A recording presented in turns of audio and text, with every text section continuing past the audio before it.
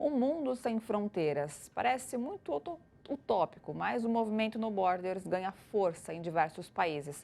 Saiba mais na reportagem da correspondente do Brasil de Fato, Eloá Orazen, direto de Los Angeles. Pela primeira vez na história, as autoridades de fronteiras dos Estados Unidos apreenderam, num período de 1 ano, mais de 2 milhões de pessoas na fronteira com o México. O recorde foi noticiado nos principais jornais do país e serviu para inflamar a narrativa de que os estadunidenses enfrentam uma crise de imigração. But our immigration system is broken. Congress has not been able to enact immigration reform, which we desperately need. And there is a backlog and a bottleneck of people, particularly on the U.S.-Mexico border. And so the Biden administration is trying to decide how to handle that backlog as well as allow people who truly fear persecution to enter the United States. Just today, the Biden administration announced that it plans to set up special dedicated courts to people who are on the U.S.-Mexico border to process their cases more quickly and fairly. So we'll have to see how that works out, but at least it's a promising first step. Enquanto isso não acontece, a narrativa que ganha força é aquela que vilaniza o imigrante e não as condições sociais que forçam a migração. Por outro lado, o movimento No Borders, que defende um mundo sem fronteiras, avança em vários países. What it would look like would have to be, first and foremost, not a capitalist world.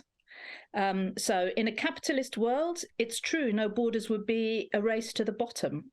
So it would be a world where people's labor and where people's labor was respected. It would also be a world that was not ruled by the regime of nation states.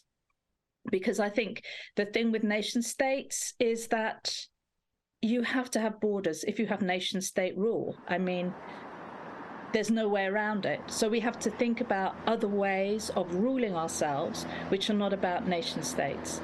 And I think that there are lots of ways in which there's lots of places, even particularly at borders, where you can see this happening, where you see people working together, where you see them, including migrants, cooperating together and working so that they can make the move across nation-state borders. Antes de assistirmos à queda das fronteiras físicas, é preciso derrubar alguns dos conceitos seculares que mantêm os muros de pé.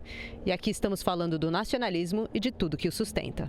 Other things that come into play in that discussion is things like racism, which often goes along with nationalism, and then theological, religious things, which is a problem in the Middle East, especially, but how people align themselves more with their religion, which exists in kind of a region, than they do with the actual nation-state country that they're in.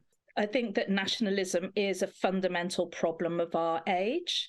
And I think that it's so imbued in our way of thinking. I just think we have been taught to imagine the world as kind of naturally cut up into these spaces, and that we naturally belong to a certain space, and maybe some people transgress or they migrate, but actually we belong to our nation. But also I think for me, fundamentally bound up with ideas of race and ethnicity.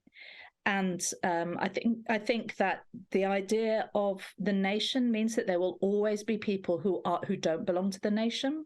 The nation is inevitably, I think, bound up with ideas of blood, of ancestry, of who my parents were, my grandparents, and that is dangerous. Pensar na realidade de um mundo sem fronteiras é abraçar uma fantasia, mas isso também é uma escolha, como bem observou Anderson.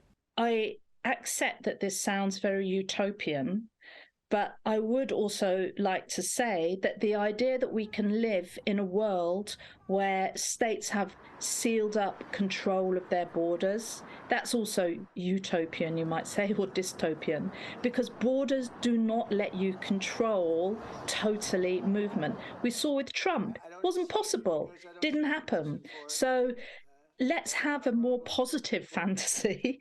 And also, I think that it's important to say that what we decide is possible is actually a political decision.